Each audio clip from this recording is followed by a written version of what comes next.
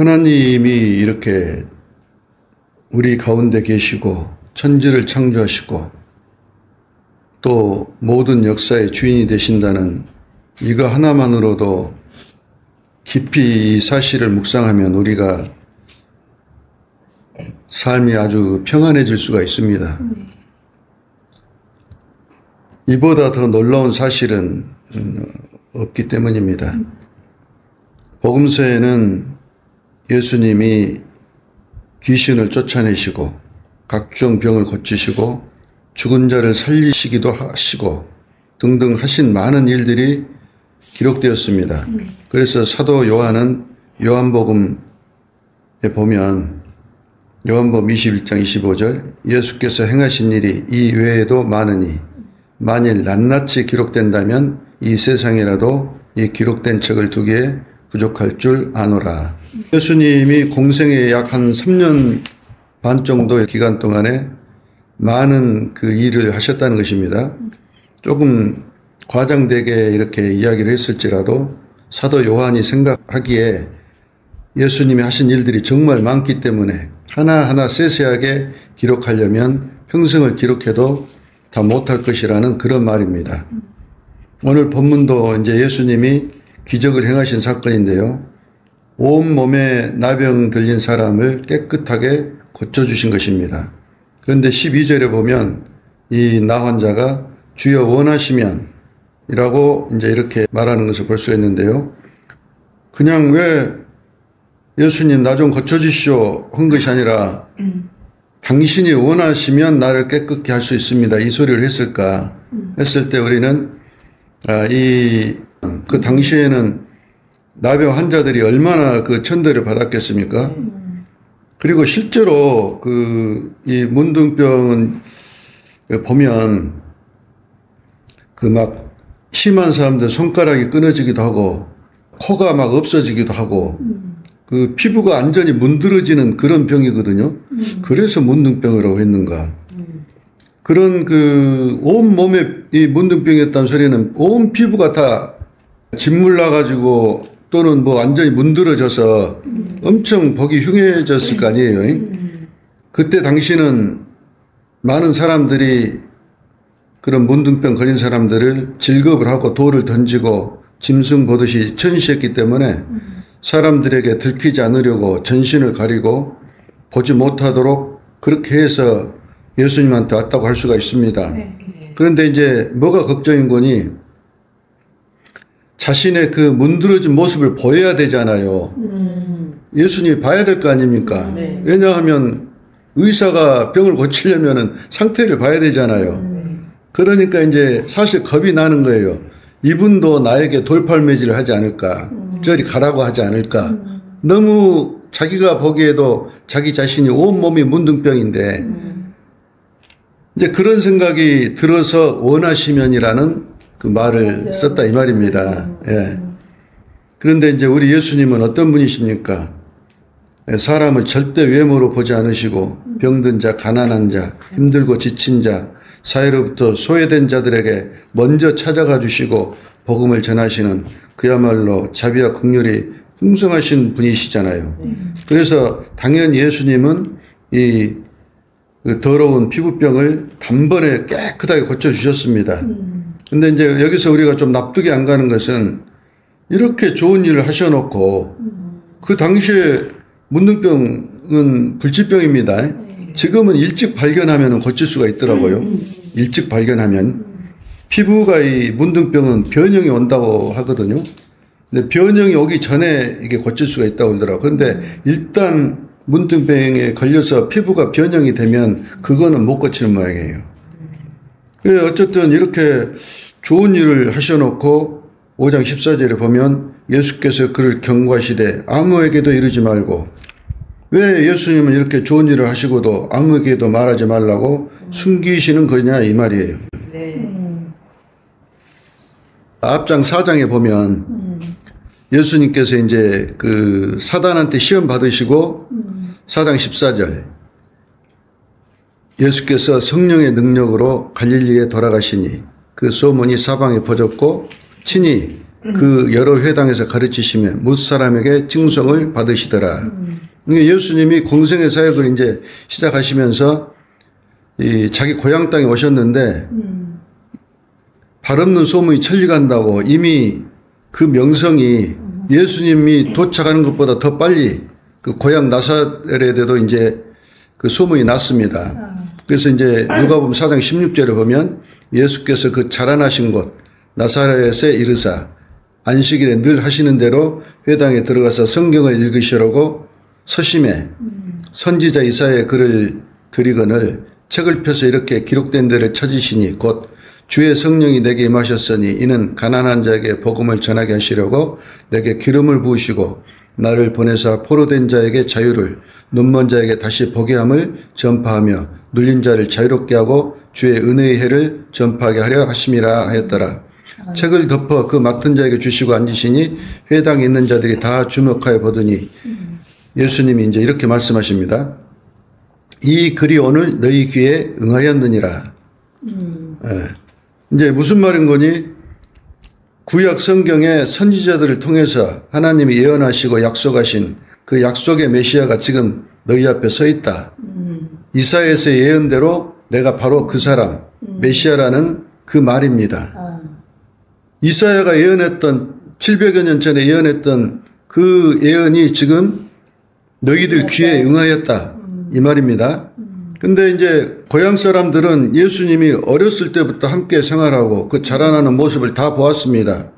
그런데 이렇게 놀라운 말과 권위 있는 모습 또 재미있게 표현하면 좀 건방지기도 한 그런 모습은 처음 보았죠. 이렇게 권위 있게 말하자면 간접적으로 나는 메시아다. 솔직히 이 동네 사람들은 기분 나쁘고 믿고 싶지 않았습니다. 그래서 누가복음 4장 22절 그들이 다 그를 증언하고 그 입으로 나오는 바 은혜로운 말을 놀랍게 여겨 이르되 이 사람이 요셉의 아들이 아니냐. 마가복음에 보면은 이 부분에 대해서 좀 더 자세히 나오거든요.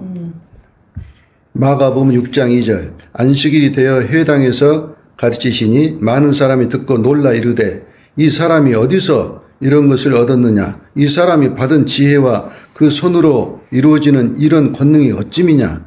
이 사람이 마리아의 아들 목수가 아니냐. 야고보와 요셉과 유다와 시몬의 형제가 아니냐. 그 누이들이 우리와 함께 여기 있지 아니하냐 하고 예수를 배척한지라. 그러니까 이 사람들은 믿어지지 않는 거예요. 예수님의 공생애 시작하기 전에 어렸을 때 30세 이전의 그 삶은 거의 나와 있지 않습니다. 거의 나와 있잖아요. 누가복음 우리 3장의 앞에 보면은 12살 때에 예루살렘에 올라갔던 그 이야기 이외에는 뭐 이렇다 할 뭐가 없습니다. 그러니까 이 사람들은 예수님의 이런 모습을 처음 본 거예요. 이제 말하자면 분명히 목수 일을 아버지 요셉하고 같이 했었던 요셉의 아들인데 어느 날 갑자기 하고 내가 이사야에서 예언된 바로 그 사람이다 하니까 이 사람들은 아니 네 형제들이 다 여기 있고 네 누이들도 여기 있고 너희 엄마 아빠가 요셉과 마리아인데 아니 자기가 메시아라고 하니까 한편으로는 그 기적을 소문으로 듣고 굉장하다고 생각하면서도 한편으로는 정말 믿지 않는 거예요. 그러니까 누가복음 4장 24절에 이제 이 말씀 하시는 것입니다. 내가 진실로 너희에게 이르노니 선지자가 고향에서는 환영을 받는 자가 없느니라. 무슨 말이냐면 구약의 선지자들은 고향이 아니라 이스라엘 전체가 다 싫어했습니다. 왜냐하면 이스라엘의 역사는 거의 대부분이 하나님에 대한 불순종의 역사입니다. 그래서 하나님은 그 타락하여 하나님의 말씀에 불순종하는 이스라엘 백성들에게 선지자를 보냈습니다. 당연히 선지자들은 너희들은 잘못 살고 있다. 회개하라. 그렇지 않으면 하나님께서 너희들에게 이렇게 재앙을 가져다 줄 것이다. 내지는 뭐 화가 임할 것이다. 이런 것이 이제 심판의 내용이잖아요. 그러니까 누가 그런 말 하는 사람을 좋아하겠어요. 그래서 그들은 당연히 하나님의 말씀을 대언하는 선지자들을 싫어했고 그래서 고향에서도 함께 생활했던 동네 친구나 친척이 어느 날 갑자기 정색을 하고 심판이 임한다고 하니까 고향에서도 환영받지 못하는 그런 힘들고 곤란한 상황에 처했던 것입니다. 같이 지내던 사람이 어느 날 선지자로 돌변을 해. 하나님 말씀이 임하니까. 그래갖고 정색을 하고 이제 하나님 심판이 임한다고 하니까 누가 좋아하겠냐 이 말이에요. 너 옛날에 누가 아니냐. 왜 갑자기 그렇게 듣기 싫은 소리를 하고 그래. 이렇게 되는 것이죠.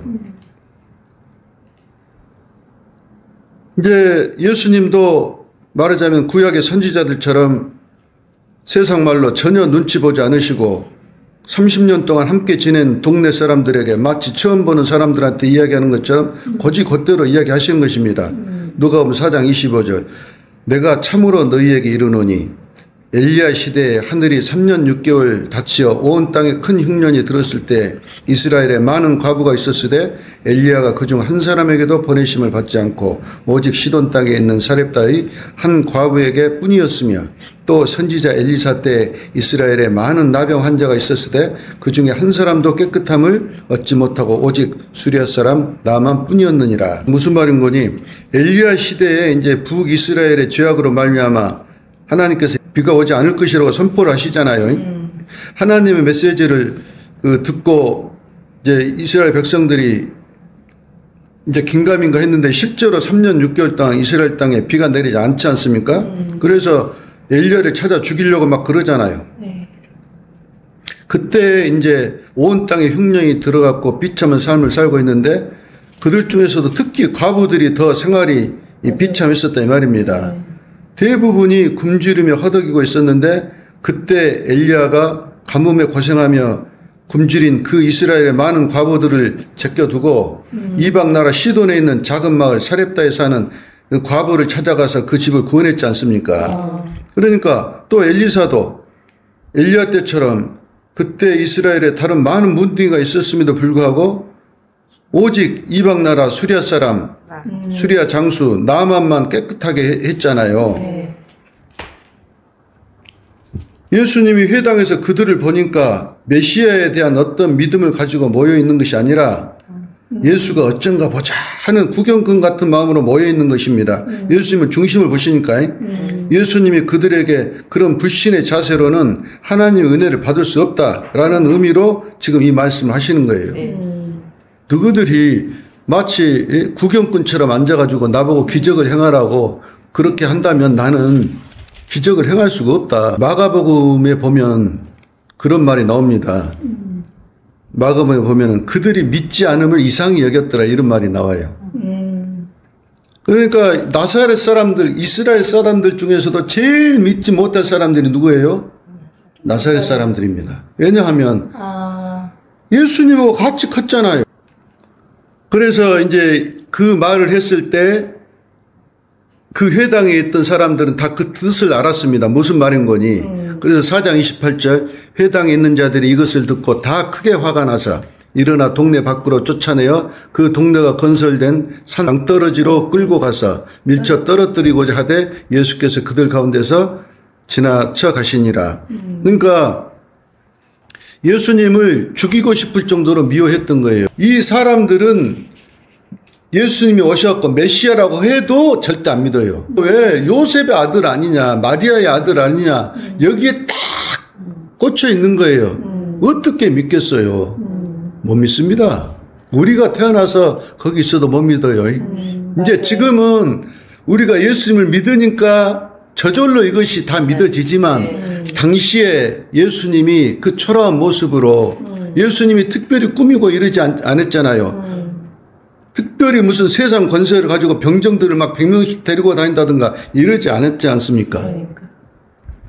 그래서 이들은 절대로 믿을 수가 없고 믿고 싶은 생각도 없는 거예요. 조금 생각이 있는 사람 같으면 그래? 정말 이 사람이 메시아일까? 이 정도는 돼야 되는데 그런 생각조차 없는 거예요. 그래서 이 사건은 이들이 확실하게 메시아에게는 관심이 없음을 나타내는 사건입니다. 이들에게 메시아가 필요해서 메시아를 기다리는데 그들이 원하는 메시아는 세상적인 힘과 정치적인 권세를 가지고 로마의 속박에서 벗어나 이스라엘의 독립을 가져올 그러한 말하자면 세상적인 유익을 위해 메시아를 수단으로 삼고자 메시아를 기다리고 있는 것입니다. 예수님이 전하는 메시지를 듣고 하나님의 뜻을 깨닫고자 하는 마음은 전혀 없습니다. 따라서 그들은 진리를 전하는 예수님을 계속 죽이려고 따라다녔습니다. 요한복음 8장 38절 나는 내 아버지에게서 본 것을 말하고 너희는 너희 아버지에게서 들은 것을 행하느니라. 지금 하나님께 들은 진리를 너희에게 말한 사람인 나를 죽이려 하는도다. 내가 진리를 말하는데도 어찌하여 나를 믿지 아니하느냐. 하나님께 속한 자는 하나님의 말씀을 듣나니 너희가 듣지 아니함은 하나님께 속하지 아니하였음이로다. 그러니까 예수님은 이 유대인들이 하나님을 믿고 율법을 지키고 메시아를 기다리면서 선민사상으로 가득 차 있었습니다. 그러나 사실 이들은 하나님께 속하지 않은 율법주의자들이었고 그들은 선민이라는 자존심과 우월감만 가지고 있었습니다. 그래서 예수님이 진리를 말하면 알아듣지를 못하고 자기들이 거대하던 메시아가 오셨는데도 영접치 않고 오히려 늘 예수님을 죽이려고 했습니다. 우리가 이 부분을 잘 알아야 됩니다. 이 교회를 다녀도 예수님이 정말 인격적으로 이렇게 만나주고 알아지지 않으면 반드시 배반하게 돼 있어요. 세상적인 문제로 인해서. 사단은 그것을 누구보다 잘 압니다. 딱 사단이 어떤 사람을 넘어뜨리려고 하면은 세상적인 문제로 넘어뜨리는 거예요.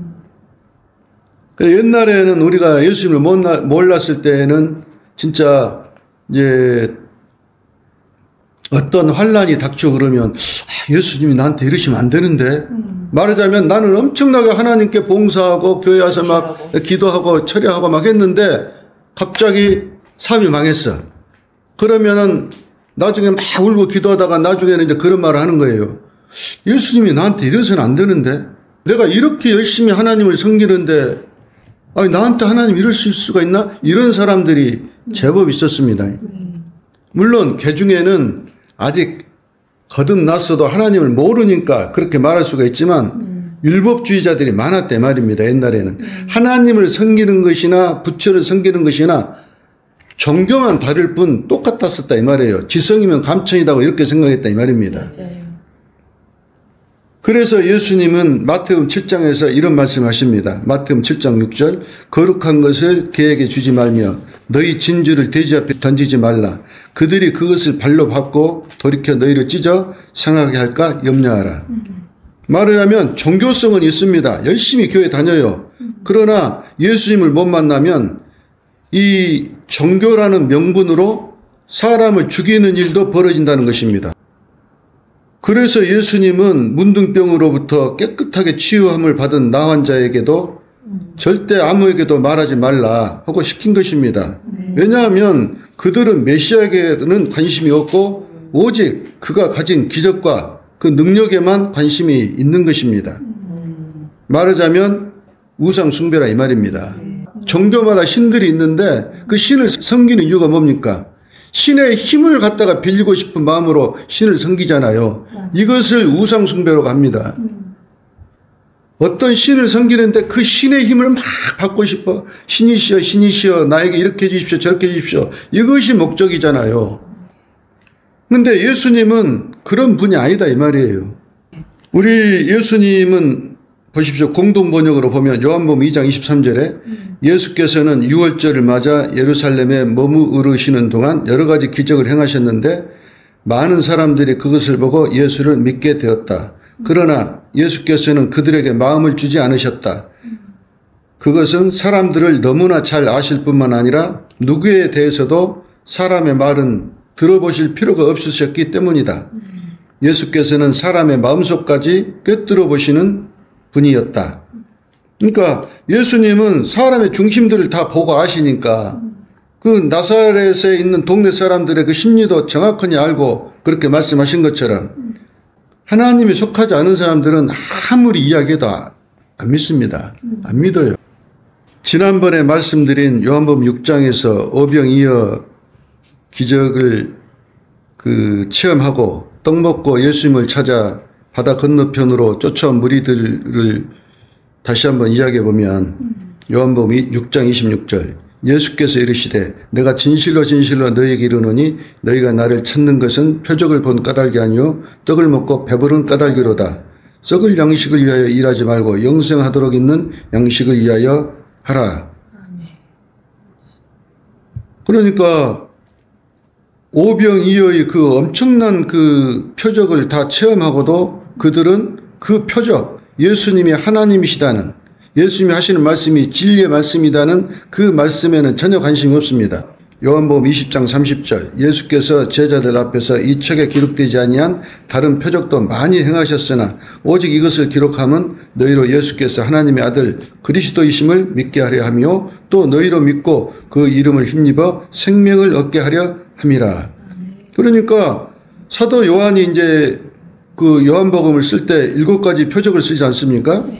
그 표적은 왜 표적이냐? 예수님이 하나님의 아들이라는 거예요. 성자 하나님이시다는 것입니다.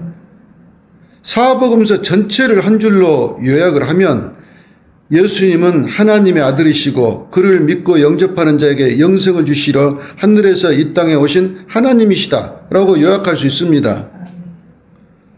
아니 하나님이 천지를 창조하신 하나님이 이 땅에 오셨다니까요. 이것만 생각하면 아침에 일어나서도 너무 신기하지 않습니까? 해가 뜨는 것보다 더 신기해. 맞아요. 해가 매일 떠오르지 않습니까? 그런데 해가 뜨는 거하고는 비교가 안 될 만큼 신기한 것이 저 태양을 하나님이 창조하셨다는 거예요. 얼마나 신기합니까? 너무너무 신기하잖아요.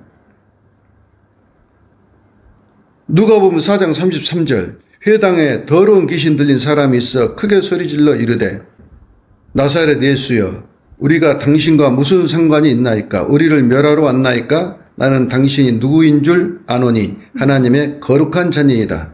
35절 예수께서 꾸짖어 이르시되 잠잠하고 그 사람에게서 나오라 하시니 귀신이 그 사람을 무리 중에 넘어뜨리고 나오되 그 사람은 상하지 아니한지라 다 놀라 서로 말하되 이 어떠한 말씀인고 권위와 능력으로 더러운 귀신을 명하며 나가는도다 하더라.